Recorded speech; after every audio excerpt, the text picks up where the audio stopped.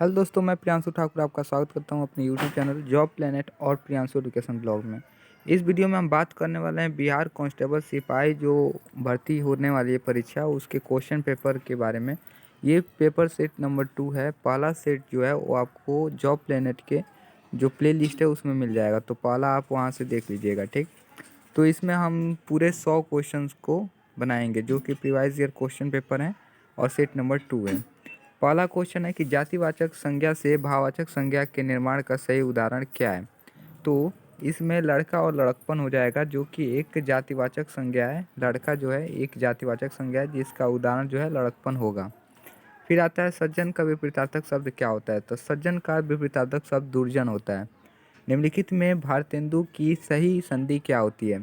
तो इसमें भारत जोड़ इंदु एक सही संधि विच्छेद है इसका। नीलकंठ शब्द क्या है।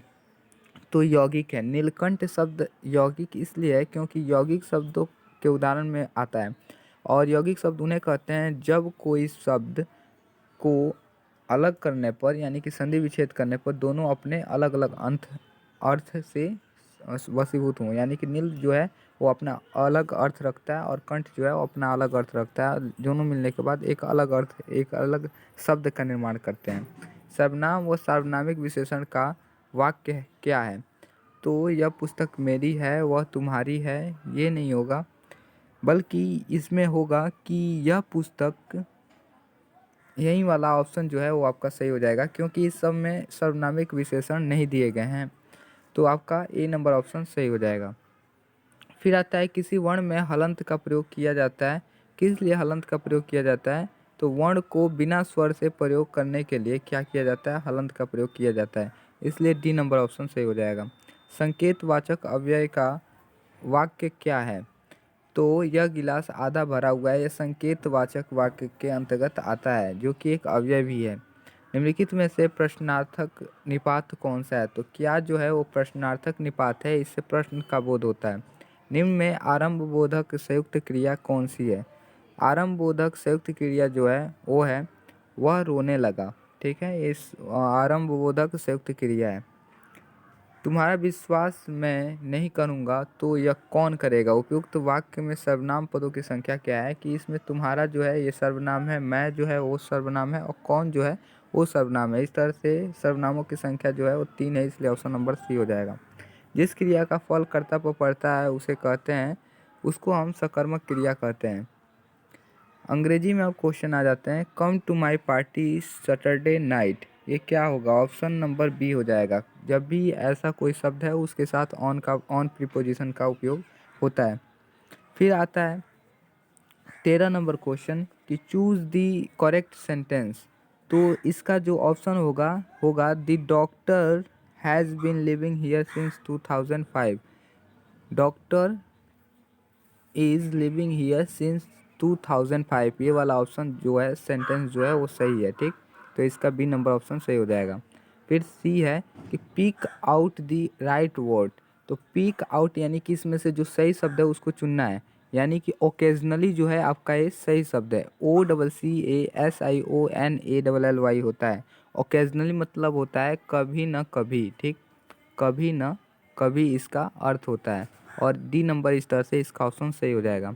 Choose the correct antonyms of honest. Honest का जो एंटोनिम्स यानी विपरीतार्थक होता है वो होता है डिसऑनेस्ट, इसलिए सी नंबर ऑप्शन सही हो जाएगा। 16 नंबर क्वेश्चन जो है वो सामाजिक अध्ययन का है। इसमें पहला क्वेश्चन है कि 1946 ईस्वी में उद्देश्य प्रस्ताव संबंधी जो रचना किसने के द्वारा की गई थी। तो ये जवाहरलाल नेहरू थे जिनके द्वारा उद्देश्य प्रस्ताव लाया गया था। उसके बाद से आता है 17 पृथक निर्वाचन पद्धति की शुरुआत निम्न में से किसके द्वारा की गई थी। तो मार्ले मिंटो सुधार के द्वारा 1932 ईस्वी में पृथक निर्वाचन पद्धति की शुरुआत हुई थी। स्वतंत्रता या मृत्यु का नारा किसने दिया था, किसमें दिया गया था। तो अमेरिकी सेना द्वारा अमेरिकी स्वतंत्रता संग्राम में स्वतंत्रता या मृत्यु का नारा दिया गया था। बोस्टन बंदरगाह पर 340 चाय के बॉक्सों को समुद्र में फेंका गया, इस घटना को किस नाम से जाना जाता है। तो इसको बोस्टन टी पार्टी के नाम से जाना जाता है। अमेरिकी, कनाडा, डेनमार्क, ब्रिटेन, पुर्तगाल, फ्रांस, बेल्जियम, हॉलैंड, लक्समबर्ग, तुर्की और ग्रीस ने एक सैनिक संधि की थी जिसे हम किस नाम से जानते हैं। तो नाटो नाम से जानते हैं, इसलिए बी नंबर ऑप्शन हो जाएगा। राष्ट्रसंघ के अस्थायी सदस्य कौन कौन हैं? अस्थायी सदस्य कौन कौन थे? तो चीन, जापान, ब्रिटेन और रूस जो थे वो अस्थायी सदस्यों में पहले गिने जाते थे। प्रथम विश्व युद्ध का मुख्य कारण क्या था? त्रिपक्षीय संधि प्रथम विश्व युद्ध का मुख्य कारण के रूप में जाना जाता है। पाषाण युग में काटने के लिए सामान्यतः प्रयुक्त उपकरण को क्या कहा जाता था? कुल्हाड़ी जो होता था वो सामान्य रूप में पाषाण युग में वस्तुओं को काटने के लिए उपयोग किया जाता था। गुप्त काल के प्रसिद्ध गणितज्ञ जो थे वो वराहमिहिर थे, जो कि चंद्रगुप्त द्वितीय विक्रमादित्य के दरबार में जो थे वो क्या थे? नवरत्नों में शामिल थे। अलाई दरवाज़ा किसके द्वारा निर्माण किया गया था? तो अलाई दरवाज़ा जो है अलाउद्दीन खिलजी द्वारा निर्माण किया गया था। राजा राममोहन राय के द्वारा चलाया गया सुधार आंदोलन जो था वो ब्रह्म समाज था, और आर्य समाज की जो रचना थी उसने दयानंद रामसरनी ने किया था। दयानंद रामसरनी ने किया था। इसके बाद से आता है थियोसॉफिकल सोसाइटी की स्थापना किनके द्वारा की गई थी? तो थियोसॉफिकल सोसाइटी की स्थापना जो है वो मैडम ब्लावात्स्की द्वारा की गई थी, यानी कि ये नंबर ऑप्शन सही हो जाएगा। गदर पार्टी की स्थापना कहाँ हुई थी? तो कनाडा एवं यूएसए में हुई थी गदर पार्टी की स्थापना। महात्मा गांधी ने भारतवर्ष में पहला सत्याग्रह का प्रयोग जो है वो चंपारण में किया था 1917 ईस्वी में। असहयोग आंदोलन कब शुरू हुआ था? तो असहयोग आंदोलन जो है वो 1919 ईस्वी में शुरू हुआ था और 1922 ईस्वी में चौरा-चौरी हिंसा कांड के बाद समाप्त कर दिया गया या बंद कर दिया गया। इक्वाडोर का चिम्बोरेजी ज्वालामुखी निम्न में से किस श्रेणी के अंतर्गत आता है? तो जो ये ज्वालामुखी है वो शांत श्रेणी के अंतर्गत आता है। विषुवतीय रेखा क्षेत्र के सघन वन लाभदायक हैं। सघन वन जो हैं वो लाभदायक होते हैं जड़ी बूटी के लिए। सघन वन लाभदायक होते हैं विषुवतीय क्षेत्र के। आप ग्लास हाउस में सब्जियां कहाँ उगाएंगे? तो टुंड्रा प्रदेश जो होते हैं वहाँ पे हम ग्लास हाउस में सब्जियां उगाते हैं। विषुवत रेखा जो होती है,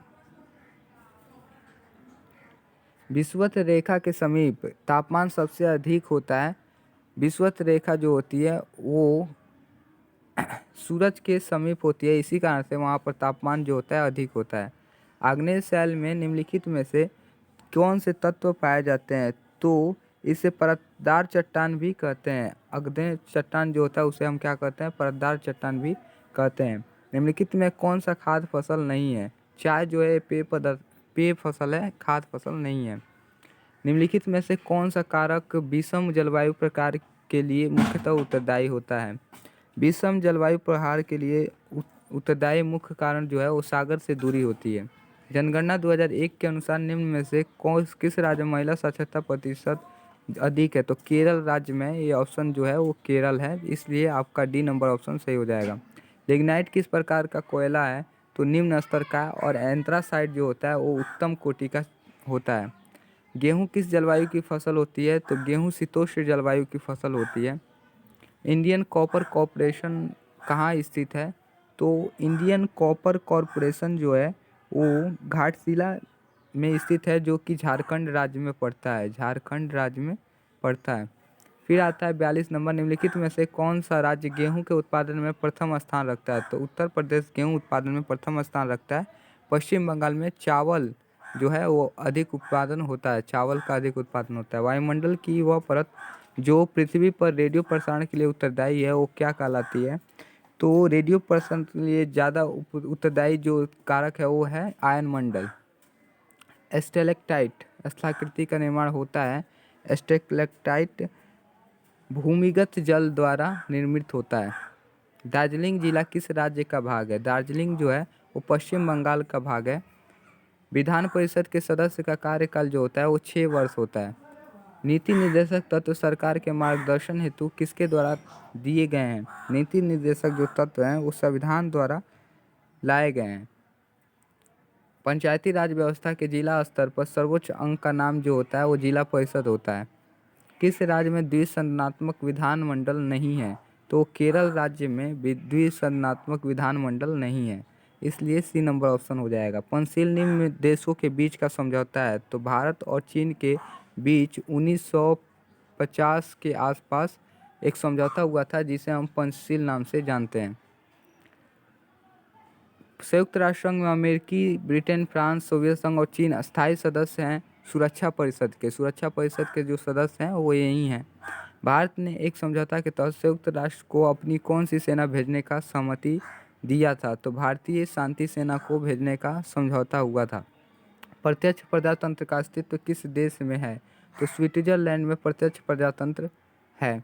सार्क में मुख्य भूमिका निभाने वाला देश जो है भारत है, और इसका मुख्यालय जो है वो अभी काठमांडू है, पहले काठमांडू है, और इसका मुख्यालय पहले ढाका हुआ करता था।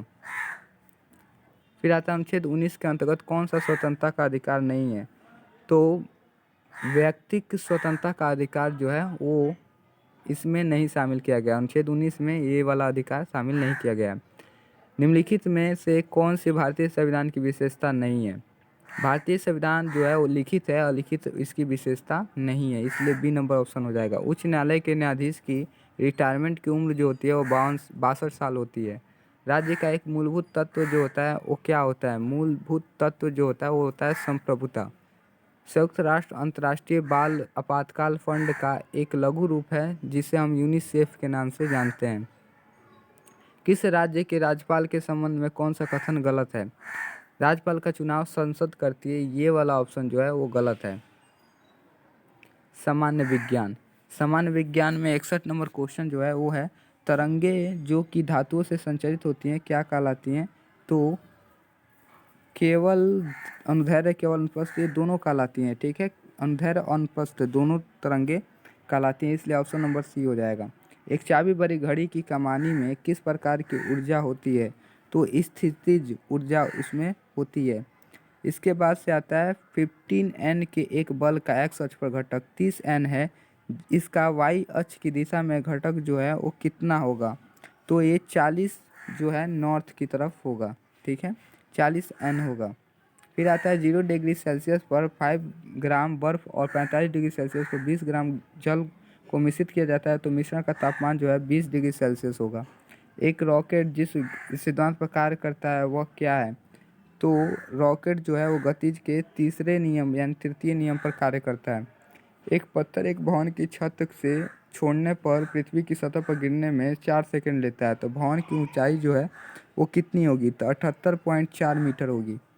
एक घर में 60 वाट के 5 लैंप और 75 वाट के 4 पंखे प्रतिदिन 6 घंटे उपयोग में लाए जाते हैं, तो 30 दिन के लिए एक महीने में उपयोग की गई कुल यूनिट जो बिजली खर्च होगी वो होगी 108। ठीक है, इसलिए ऑप्शन नंबर ए हो जाएगा।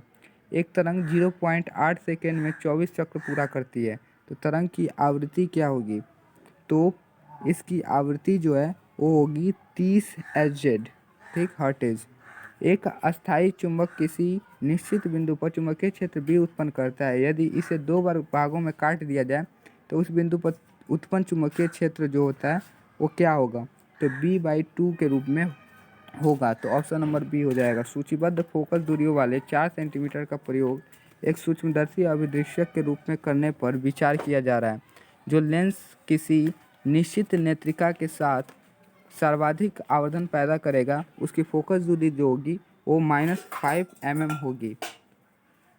घरेलू खाना पकाने की गैस जो होती है वो द्रव्य पेट्रोलियम गैस जो होती है वो मुख्य रूप से क्या होता है? तो ब्यूटेन और आइसोब्यूटेन की द्रवीभूत रूप में होता है, इसलिए ऑप्शन नंबर डी हो जाएगा। रदरफोर्ड के अल्फा कण प्रकीर्णन प्रयोग द्वारा किसकी खोज हुई है? वह हुई है प्रोटॉन की। वह सेल जिसमें विद्युत धारा का उत्पादन रासायनिक अभिक्रिया के फलस्वरूप होता है क्या कहलाता है? तो विद्युत विद्युत रासायनिक सेल कहलाता है। ठीक, उसके बाद से आता है समांगी मिश्रण का उदाहरण क्या होता है? समांगी मिश्रण जो होता है वो उसका उदाहरण गन पाउडर है। फिर आता है स्फटिक रासायनिक दृष्टिकोण से है, स्फटिक जो होता है रासायनिक दृष्टिकोण से जो है SiO2 होता है, इसका रासायनिक नाम SiO2 होता है। जब मैग्नीशियम और क्लोरीन के बीच अभिक्रिया होती है तब मैग्नीशियम जो है तो प्रत्येक मैग्नीशियम परमाणु 2 इलेक्ट्रॉनों का त्याग कर देते हैं। ठीक है, तो इसका नंबर डी सही हो जाएगा। वह तरल जो ऑक्सीकारक तथा अकारक दोनों की तरह कार्य करता है वो क्या कहलाता है? तो हाइड्रोजन पराऑक्साइड कहलाता है। फिर आता है निम्नलिखित में से किस अणु में द्विआबंध है? तो जो ऑप्शन है सी नंबर O2, इसमें द्विआबंध है, डबल बॉन्ड है, ठीक। इसको इंग्लिश में कहेंगे। दहन की क्रिया के लिए निम्नलिखित में से कौन सी शर्त आवश्यक है? पहला शर्त, सबसे ज़्यादा उपस्थित होना चाहिए ऑक्सीजन की अनुपस्थिति, ये वाला शर्त जो है आवश्यक नहीं है। दहन के अपोषक जो है, दहन के अपोषक पदार्थ की उपस्थिति, ठीक है, ये भी नहीं होगा। ये सी नंबर ऑप्शन होगा कि पदार्थ के जल ताप की प्राप्ति ही दहन की क्रिया के लिए सबसे आवश्यक शर्त है। फिर है C6, C14 तथा 7N14 उदाहरण हैं। किसके उदाहरण हैं? तो ये मुख्य रूप से जो उदाहरण है वो है संभारिक के, ठीक। ऑप्शन नंबर बी हो जाएगा। फिर प्रकाश संश्लेषण की दर अधिकतम होती है लाल रंग के प्रकाश में। फिर आता है 82 नंबर, एक पौधे पर दूसरा उगने वाला पौधा क्या कहलाता है? तो ये जो होता है ये कहलाता है एपीफाइट। एम्फीबियंस केवल जल में निवास करते हैं, तो ये जल और थल दोनों में निवास कर सकते हैं समान रूप से। फिर आता है 84 नंबर, निम्नलिखित में से कौन पौधों में उत्सर्जन का एक उपोत्पाद नहीं है? तो यूरिक एसिड जो होता है उसके अंदर पाया जाता है, ये उत्सर्जन के रूप में नहीं बाहर आता है, इसलिए सी नंबर ऑप्शन हो जाएगा। निम्नलिखित में से कौन सी संरचना प्रोकैरियोटिक कोशिका में नहीं पाई जाती है? वो होता है केंद्रक झिल्ली। केंद्रक झिल्ली प्रोकैरियोटिक कोशिका में नहीं पाई जाती है। फसलों में डीडीटी के छिड़काव से प्रदूषित होता है वायु, मृदा तथा जल, तीनों प्रदूषित होते हैं। एफ्लॉटॉक्सिन नामक विष उत्पन्न किया जाता है फंगस द्वारा। फंगस द्वारा एफ्लॉटॉक्सिन नामक विष को उत्पन्न किया जाता है। मानव शरीर के किस भाग में रुधिर ऑक्सीजन युक्त होता है? तो फेफड़ा में रुधिर जो होता है वो ऑक्सीजन युक्त होता है। सुमेलित युग में नहीं है, वो कौन सा ऑप्शन है जो सुमेलित नहीं है? तो साल मोनेला कोष्ठ होता है, जो ये नहीं है, सही नहीं है। प्लाज्मोडियम जो है उसके कारण ही मलेरिया होता है। टीनिया सोलियस जो है, ये सभी क्या है, सही हैं, जबकि ए नंबर जो ऑप्शन है वो सुमेलित नहीं है। फिर है मियोसिस के लिए कौन सा कथन सही है? तो मियोसिस जो होता है फर्स्ट जो होता है और सूत्रीय विभाजन इसमें होता है। अब आता है 91 नंबर क्वेश्चन, यदि ए बी तथा सी डी एक दूसरे को ओ बिंदु पर काट रहे हो तथा एंगल ए ओ सी बराबर 30 डिग्री हो, तो एंगल ए ओ डी का समतुल्य मान क्या होगा? इसके लिए हम क्या करेंगे, एक रेखा खींचेंगे, दो रेखाएं खींचेंगे, एक है ए बी और दूसरा जो है वो है सी डी, ठीक है, सी डी है, तो हम इसको सी डी लिख ले रहे हैं। और फिर इसमें क्या करा है कि ए ओ सी, एंगल ए ओ सी यानी कि ये वाला जो है वो 30 डिग्री है, ठीक। और ये पूछ रहा है एंगल ए ओ डी यानी कि ये वाला जो है वो किसके समतुल्य है? तो ये 30 डिग्री है, तो क्या होगा कि 180 डिग्री जो होता है यहाँ पे टोटल कोण बनता है, तो यहाँ पर कितना आ जाएगा? तो 180 से 30 को माइनस कर देंगे तो 150 आ जाएगा। और इसमें दिया हुआ है ओ, दिया हुआ है एंगल बी ओ डी, ठीक। तो क्या होगा कि 5 से अगर गुणा करते हैं तो 5 से angle B O D 150 degree आ जाएगा, यानी 5 एंगल बी ओ डी जो है ऑप्शन हो जाएगा। तो इसलिए हम क्या करेंगे, यहाँ पर डी नंबर ऑप्शन सही हो जाएगा। फिर कह रहा है यदि एक घन की प्रत्येक भुजा को 50% बढ़ा दिया जाए तो उसके पृष्ठीय क्षेत्रफल में प्रतिशत वृद्धि होगी। इसका जो ट्रिक होता है वो होता है 50% वृद्धि करी जा रही है, और क्या हुआ है कि 50% वृद्धि जो है वो दो रूपों में होगी। एक तो होता है कि जो इसका आधार भुजा होगी उसमें वृद्धि होगी, और दूसरा उसके क्षेत्रफल में वृद्धि होगी। तो 50 गुणे 50 हो जाएगा, फिर 100 होगा, ठीक, क्योंकि परसेंट वृद्धि हो रही है इसलिए 100 होगा, और इस तरह से इसमें प्रतिशत का रूप हो जाएगा। अब हम जब इसको हल करेंगे तो ये हो जाएगा 100 प्लस 250/100, और जब हम इसको कट करेंगे तो क्या हो जाएगा, ये डबल जीरो कट जाएगा, ये 100 बचेगा, 100 में 25 जोड़ देंगे तो कितना हो जाएगा, 125%। तो इसका ऑप्शन क्या हो जाएगा, डी नंबर ऑप्शन सही हो जाएगा, 125% होगी। संचयी बारंबारता वक्र का प्रयोग किया जाता है प्राप्त करने के लिए, तो मुख्य रूप से माध्यिका प्राप्त करने के लिए संचयी बारंबारता में वक्र यानी कि CF का प्रयोग किया जाता है। निम्नलिखित में से कौन सा द्विघात समीकरण नहीं है? द्विघात समीकरण का व्यापक रूप जो होता है वो होता है x² + bx + c = 0। जो इस रूप में नहीं होता है वो द्विघात समीकरण नहीं कहलाता है। अगर हम यहाँ पर देखें तो क्या होगा, इसके नीचे 1 होगा तो ये जाके गुणा होगा तो x² हो जाएगा, और यहाँ पर एक्स स्क्वायर है तो ये दोनों कट जाएगा, तो इससे क्या होगा, ये द्विघात समीकरण नहीं होगा। तो ए वाला ऑप्शन क्या होगा, द्विघात समीकरण नहीं होगा। बी वाला ऑप्शन भी नहीं होगा, क्योंकि यहाँ पर एक है तो ये जाके गुणा होगा तो x4 हो जाएगा। और इस तरह से जो व्यापक रूप होता है उस पर ये प्रतिबंध नहीं होगा, इसलिए ये भी नहीं होगा। और इसमें हम देख रहे हैं कि जो √3x है वो क्या है, x भी है वो भी रूट में है। तो इस तरह से ये रूट वाली जो संख्या होती हैं वो जो होती है वो द्विघात समीकरण में नहीं आती है, इसलिए डी नंबर ऑप्शन सही हो जाता है। डी नंबर ऑप्शन कैसे होगा, क्योंकि एक्स स्क्वायर है यहाँ पर, एक्स स्क्वायर -1 बराबर 2x² + 4 है। तो होगा क्या कि 2x² जो है ये अगर बराबर के इधर आएगा तो क्या है, प्लस है तो माइनस में हो जाएगा 2x², और ये -1 है और ये हो जाएगा +4, तो ये भी माइनस में आएगा इधर, तो घटाने पर क्या हो जाएगा, तो x² और ये हो जाएगा 5। ठीक, तो -5 है तो +5 में बदल जाएगा, इसलिए x² + 5 जो है वो x² + bx + c बराबर 0 के रूप का है, इसलिए ये क्या हो जाएगा, डी नंबर ऑप्शन आपका सही हो जाएगा, जो कि द्विघात समीकरण है। 70,000 रुपये के स्टॉक से 2% की दर पर आय क्या होगा, तो 70,000 का जो है वो 2% यानी 2/100 का आय कितना होगा, तो 0 से 00 कट जाएगा, यहाँ पर बच जाएगा 700 × 2, तो क्या हो जाएगा 1400 रुपये। तो यहाँ पे ऑप्शन आपका हो जाएगा सी नंबर। फिर आता है सरलीकरण के पश्चात 3x4y³ और 18x³ 5 का मान क्या होगा। तो हम इसको बनाएंगे तो क्या होगा, 3x का पावर 4 है, y का क्यूब, और इसको मल्टीप्लाई करना है 18x³ 5 से। तो इसको x4 से इसे गुणा करेंगे तो 18×3 = 54 हो जाएगा, और x का x हो जाएगा, ऊपर वाला क्या होता है जुड़ जाता है, तो क्या हो जाएगा 4×3 = 7 हो जाएगा, और ये गुणा है तो गुणा रहेगा। ठीक, उसके बाद से फिर अब y, तो y का y लिखाएगा, और 5×3 क्या हो जाएगा 8, 54x7 और y8 जो है वो बी नंबर ऑप्शन में है, इसलिए बी नंबर ऑप्शन सही हो जाएगा। एक वृत्तकार पहिए की त्रिज्या जो है वो 1.75 मीटर है। ठीक, तो 11 किलोमीटर की दूरी तय करने में कितने चक्कर लगाएगा, तो इसको सबसे पहले हम जो वृत्तकार पहिया है उसकी हम परिधि ज्ञात कर लेंगे। तो परिधि बराबर क्या होता है, वृत्त की परिधि बराबर होता है 2πr। ठीक है, और 2πr यानी 2 × 22/7 गुणे क्या है, r बराबर है 1.75 मीटर। तो क्या हो जाएगा, जब हम गुणा करेंगे तो ये क्या होगा, कट जाएगा, 7 हो जाएगा, लगभग 7 दूना 14 हो जाएगा, और ये हो जाएगा 7×5 = 35, तो ये हो जाएगा 2.5।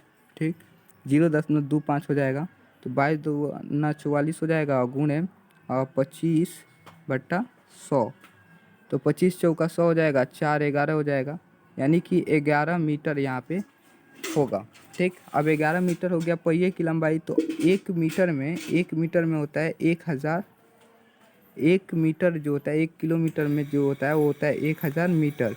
ठीक, तो यहाँ पर क्या कर रहा है कि मीटर कितना चक्कर लगाएगा, क्योंकि मीटर में और 11 किलोमीटर है, तो क्या होगा 11 किलोमीटर जो है वो 11,000 मीटर होगा। ठीक, अब उसके बाद से क्या होगा कि 11 से हम इसको मल्टीप्लाई कर देंगे, तो 11,000 मीटर है, उसमें हम 11 से भागा दे देंगे, क्योंकि कितना मीटर आया इसकी परिधि, तो 11 मीटर, तो 11 से मीटर से जब भागा होगा तो क्या हो जाएगा 1000 चक्कर, यानी कि 1000 चक्कर वो लगाएगा, यानी कि बी नंबर ऑप्शन सही हो जाएगा। फिर कह रहा है यदि एक्स वाई परिमेय संख्या है तो एक्स वाई का जो मान होगा वो क्या होगा। तो इसको बनाने के लिए क्या करेंगे हम, x + y है, √11 है लिख लेंगे, और इसमें क्या है कि 5 + √11 है और बट्टा 3 - 2√11 हो जाएगा। अब इसका हम हर का परिमेयकरण करेंगे तो क्या होगा, तो 3 जो माइनस है यहाँ पे तो ये प्लस हो जाएगा, तो +2√11 लिखाएगा, और फिर बट्टे में 3 + 2√11 आएगा। ठीक, अब इसके बाद से इसको गुणा करने पर क्या होगा, तो 3 9 हो जाएगा और ये 44 हो जाएगा, और ये जो है ये वाला भाग जो है कट के क्या हो जाएगा, तो 5×3 = 15 हो जाएगा, और आपका लास्ट में आएगा 37। ठीक, 37 + 13√11। ठीक, इसको आप ऐसे ही सॉल्व कर लीजिएगा। उसके बाद से क्या होगा, 37√11 आएगा, तो इसको हम बनाएंगे जब, तो क्या होगा 37, और ये वाला हमारा हो जाएगा -35, तो -35 बाहर आएगा, तो ये माइनस जो है माइनस इसके साथ रहेगा, तो -35 हो जाएगा, कॉमा जो √11 था, मतलब कि 13√11 बट्टा -35। तो यहाँ पर भी माइनस रहेगा क्योंकि y का मान जो 11 है तो 11 कट जाएगा, यानी कि x बराबर हो जाएगा -37/35 और y बराबर जो है वो आएगा -13/35। तो ये वाला ऑप्शन कौन सा है? तो ऑप्शन नंबर जो है वो बी नंबर है, जो कि इस रूप का है, तो इसलिए बी नंबर ऑप्शन सही हो जाएगा।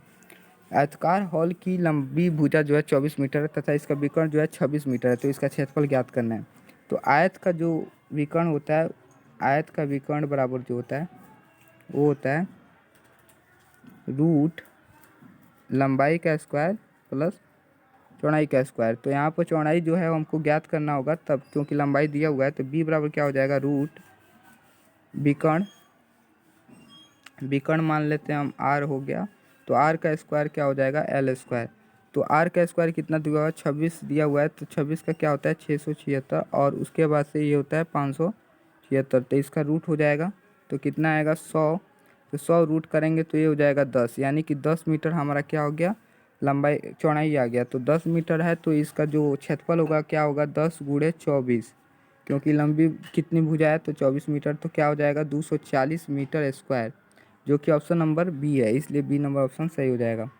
फिर कर रहा है 100 नंबर क्वेश्चन, 3 का पावर n इंटू 9 का पावर n प्लस 1 भागा 3 का पावर n माइनस 1 इंटू 9 का पावर n माइनस 1, इसका मान क्या होगा? तो क्या करेंगे हम? इसको बनाएंगे, सॉल्व करेंगे, तो क्या होगा कि 3 स्क्वायर जो होता है n होगा और 3 3 का 9 होता है, इसलिए 2n + 2 हो जाएगा, ठीक। और भागा है तो भागा लिख देंगे। उसके बाद से फिर क्या है कि इसमें 3 है, 3n - 1 हो जाएगा और फिर इंटू 3 का स्क्वायर जो होता है वो हो जाएगा 2n - 2। अब चूँकि भागा है और ये दोनों गुणा है तो क्या हो जाएगा? 3, और ये दोनों जुड़ जाएगा तो ये हो जाएगा 3n + 2, ठीक। और भागा है तो भागा हो जाएगा 3, क्योंकि गुणा होता है तो ऊपर वाले जो पावर होते हैं वो जुड़ जाते हैं, तो यहाँ पे क्या हो जाएगा? 2n हो जाएगा 3n और -3, ठीक। अब यहाँ पे भागा है तो घटा होगा, तो 3 है तो इसका क्या हो जाएगा? 3n + 2 घटाओ 3n, और यहाँ पर चूँकि माइनस है तो ये हो जाएगा +3। अब यहाँ पर -3 कट जाएगा तो 3 2 कितना हो जाएगा? 3 का पावर हो जाएगा 5, जो कि आएगा 243 के बराबर, यानी कि इसका मान जो होगा वो क्या होगा? बी ऑप्शन 243 होगा। दोस्तों, अगर ये वीडियो आपको अच्छा लगा हो तो प्लीज़ लाइक कीजिएगा और साथ में बेल आइकन को भी क्लिक कर दीजिएगा। और ये जो आपको सेट चाहिए ये आपको डिस्क्रिप्शन बॉक्स में मिल जाएगा, वहाँ से आप जाके इस क्वेश्चन पेपर को डाउनलोड कर सकते हैं। तो चलिए इस वीडियो को यहीं पर समाप्त करते हैं। जय हिंद, जय भारत।